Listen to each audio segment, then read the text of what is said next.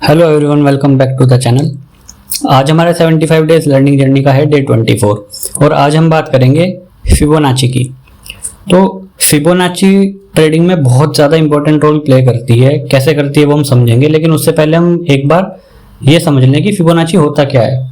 तो basically Fibonacci एक series होती है और इसको फिबोनाची नाम के ही मैथमेटिशियन ने इसको रिसर्च की थी। और इसमें होता क्या है, बेसिकली जैसे ये 0 से शुरू हुई, 0 1 और 1, फिर इसमें क्या होता है कि लेटेस्ट दो नंबर को हम ऐड करते हैं अगला नंबर निकालने के लिए। जैसे 1 1 को प्लस किया तो 2 निकल गया, फिर 2 और 1 को प्लस किया तो 3 निकल गया, 3 2 को प्लस किया 5, 5 और 3 को प्लस किया 8, 8 और 5 को प्लस किया 13 एंड सो ऑन। अब ये नेचर से बहुत रिलेटेड है, ऐसा माना जाता है। और थ्योरी ये है कि नेचर में जो भी चीज हैं, जैसे कि किसी एक फूल की पत्तियां, वो कोई ना कोई फिबोनाची नंबर का होगा। मतलब कि जैसे या तो किसी फूल में 5 पत्तियां होंगी या 8 होंगी या कोई ना कोई फिबोनाची नंबर होगा। किसी पक्षी के जो पंख होंगे वो भी फिबोनाची नंबर होंगे।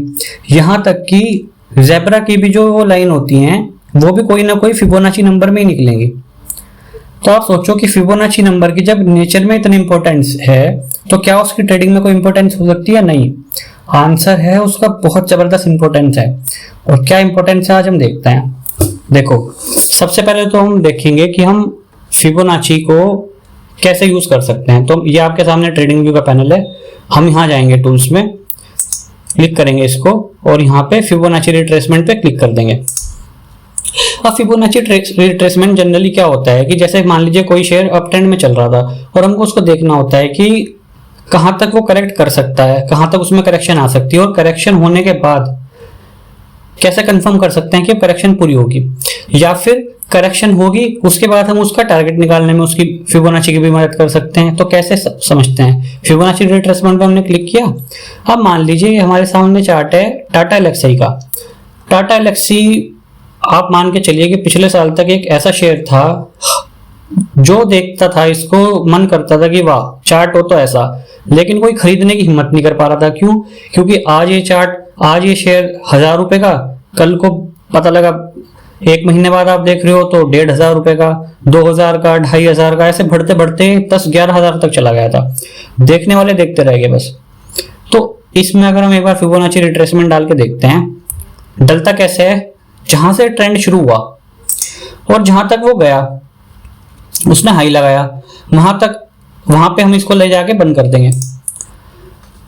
अब क्या होगा, हमने ये वाला जो भी रिट्रेसमेंट लगाया ये भी करंट करेक्शन के लिए लगाया। हम अगर यहाँ पे डालेंगे जो, तो जब यहाँ पे होता तो यहाँ के भी निकाल सकते थे, वो हम देखेंगे अभी।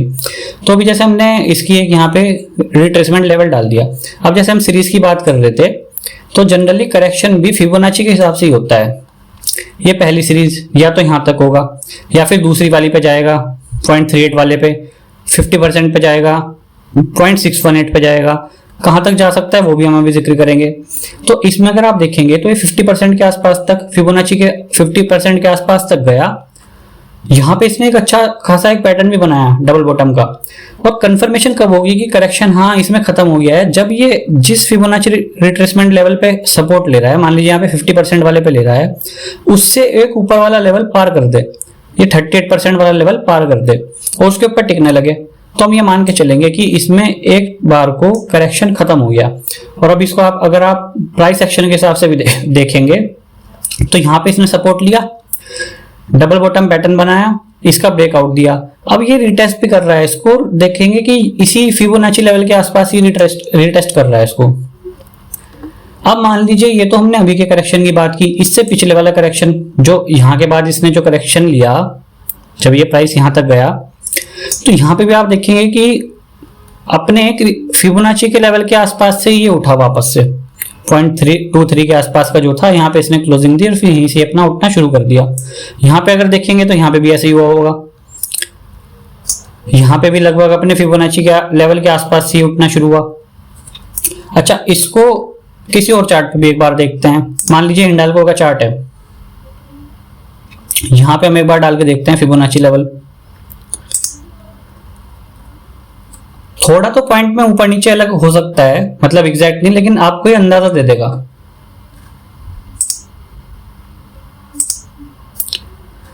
जैसे हमने यहाँ पे फिबोनाची का अगर हम यहाँ पे फिबोनाची डाल लें, यहाँ से हमने शुरू किया और हमने यहाँ पे फिबोनाची का डाल दिया, तो आप देखेंगे कि ये अपने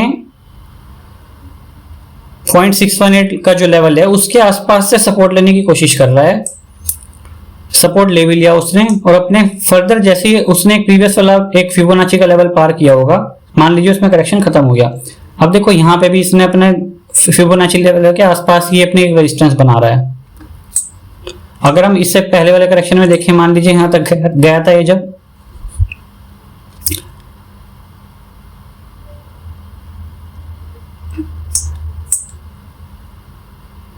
डलता ये क्लोजिंग के हिसाब से है। मान लीजिए इसकी क्लोजिंग यहाँ पे हाई था, ये गया जरूर यहाँ तक लेकिन इसकी क्लोजिंग नहीं वहां पे थी, तो क्लोजिंग तो इसकी यहाँ पे थी, तो उसके हिसाब से भी अगर हम देखें तो भी इसने 23% के आसपास की करेक्शन ली, फिर इसने अपनी करेक्शन कंप्लीट कर ली और फिर ये वापस से बढ़ गया। अच्छा, अब जो चार्ट बहुत टाइम से अब ट्रेंड में होगा उसमें ऐसा हो सकता है कि थोड़े लंबा फिबोनाची का करेक्शन देखने को मिले, मतलब कि एक नीचे डीप लेवल तक देखने को मिले। कुछ शेयर ऐसे होते हैं वो धीरे धीरे अपनी उनमें टाइम टू टाइम करेक्शन भी आती रहती है और स्लो स्पीड से अपनी कछुए के चाल वो चलते रहते हैं, जैसे वरुण बेवरेजेस का चार्ट। अब यहाँ पे अगर आप देखेंगे कि मैंने पहले से एक यहाँ पे फिबोनाची का डाल के रखा है, मान लीजिए यहाँ तक जो भी करेक्शन आया होगा उसने अपना फिबोनाची का पहला लेवल पे उसने सपोर्ट लिया, वहां से चार्ट फिर से बढ़ने लगा।